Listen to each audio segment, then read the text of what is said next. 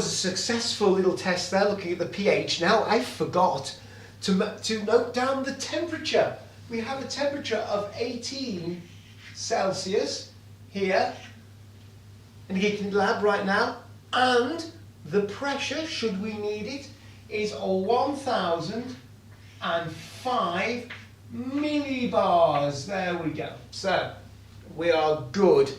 Now our next thing that we need to do is to look at the amount of dissolved solids that we have in our sample of water. We need to weigh very accurately our first bowl, which is labelled number 1, which will be for the seawater. We need to turn to the earthling for this. Okay. This will give us a hugely accurate result. We'll get the cameras in, but Emma's now going to weigh this dish for us, this evaporating dish for us.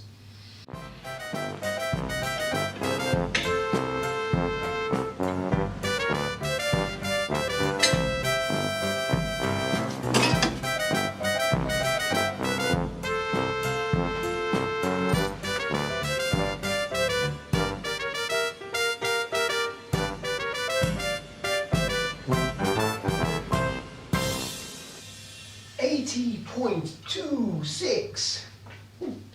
Lost my chalk. There we are. So the weight of the dish for the seawater is 80.26 grams. That's smashing. Now we need to put 100 millilitres of our seawater into there. That means Emma is now going to use the pipette. No, have you got this the right way? Oh, wait. Yes. Now. How much do you want? 100. 100. So 2 of those, as accurately as possible, please. That would be fabulous. You've got to help. That's it. He's always here to help. That's right. Evacuate the bulb. Right, is that the wrong one? Yep. Here we are. It's really difficult to get. Are you sure? It's really hard. Why? Broken. Not again. Not again. We can't. And I've put it in the right way round. You try. Oh, You try. Right. Well, I'll tell you what. Press it. Well, oh, hang on a minute. I'll tell you when the bulbs look. You've got nowhere Do in it again. Yes, you got that. Ooh, there we are. Oh, is that why it's difficult? I'll tell you what. It is tricky though, isn't it? It's nice. It is. Why? Well, I don't know. They don't like me, these bulbs. We're not having much luck with these, are we? Here we go. That's the ticket.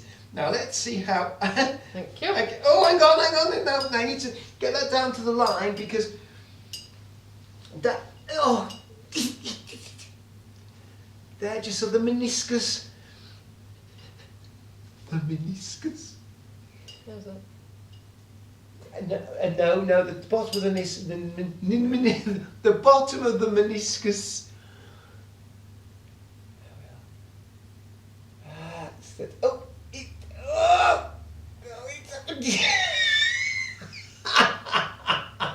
Is that any good? That wonderful. Right. First one. The evacuate bulb. Button. It's got me all in a tizzy.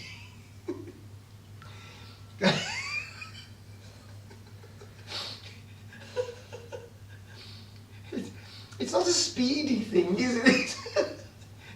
It's all a bit tedious. I'm sure that the editor will speed things up a bit. Oh, just put it on fast forward. Yes.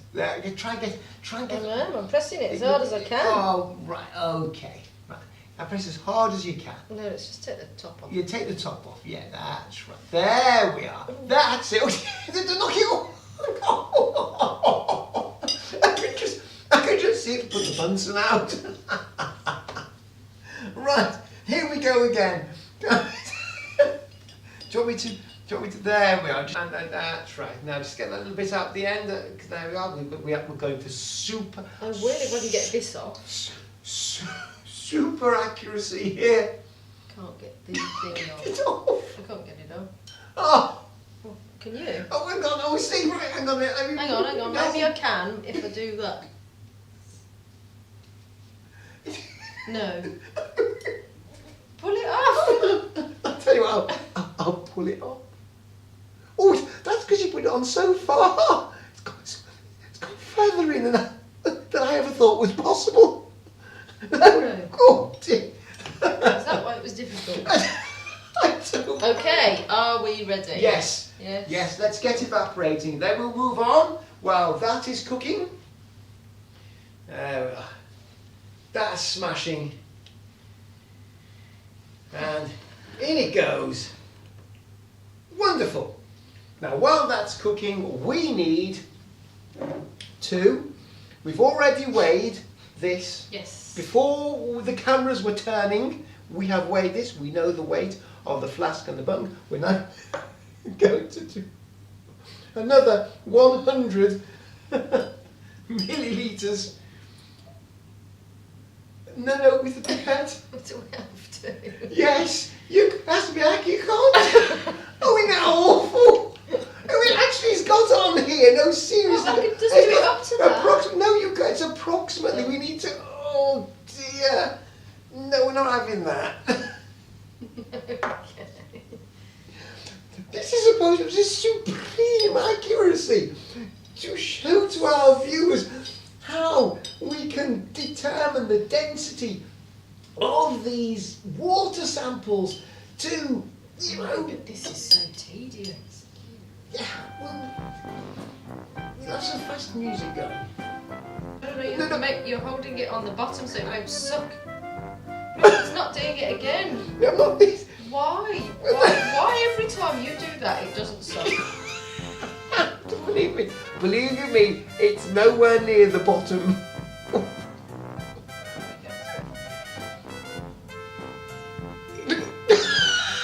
It is, you keep holding it on the... Look, it's not right. It's not going to work now, it's nowhere near the bottom.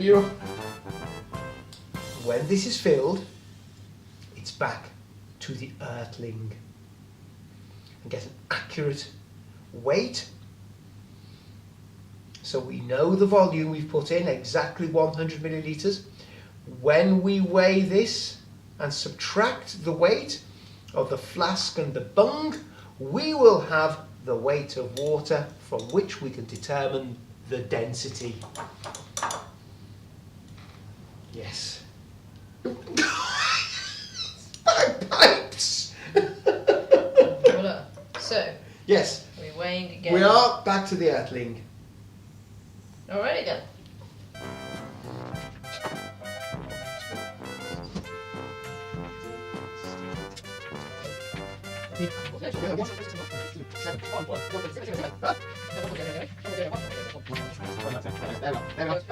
That's smashing. We are done, and as you can see, some great results.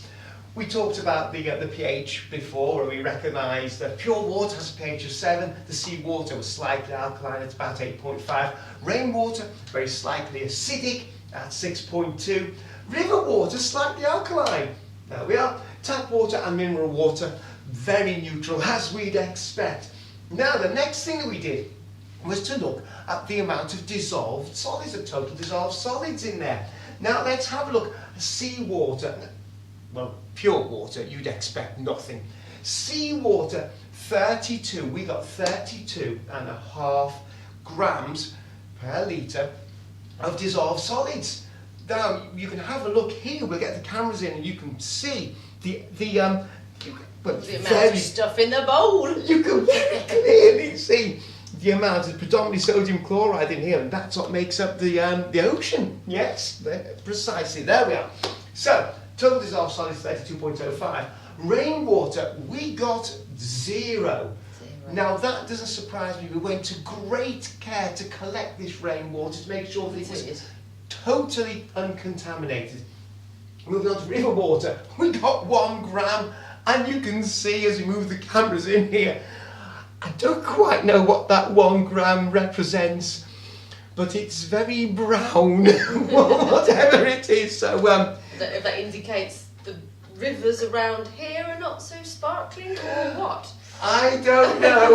We won't think of them drinking any river water, no, I don't think, because I think the main problem there will be the biological content. Yes. We will deal with that in the biology experiments that we'll be doing. Tap water. Now we do get dissolved solids in tap water. That is hardness in the water. It makes the water taste quite nice. But the thing is, it leads to lime scale when you start boiling the water.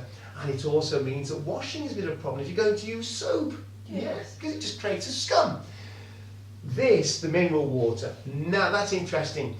Mineral water, it's called mineral water because it should have minerals in it. Let's have a look and see what this mineral water is proclaiming. If we have a look down here. So we are, if I look at this here, it says total dissolved solids, and this was done properly. Total dissolved solids in here is 345 milligrams per litre. We've got 0.3, that's exact, so that'll be 300 milligrams. That's virtually spot on. So they are not telling fibs there, that is pretty good. It's got a bunch of minerals in. It has got minerals in, and it's got a pH of 7.2. We did say, didn't we? If you rewind back, I did say, I think it's more 7.2. There we are. But it doesn't matter. That's our analysis of water. Now we could do a lot more analysis of water. We did a little bit more here. We actually looked also at the density of water as well. Most of it is round about 1, as you would expect. But this one here stands out. The seawater is more dense than any of the others: rainwater, river water, tap water, more mineral water. Now, if you take this to an extreme and go to a sea. Clues in the name. A sea with even more salt in it, like the Dead Sea. The density would be even greater. No, and then it would. Well, that's why you float in it. Yeah, much more easily. Absolutely right. So there we are. Our next mission, having done the analysis of water, is to purify this. Oh dear. Oh, right. I'll get my goggles out. Right, we'll be back in a moment to make that drinkable. Ooh.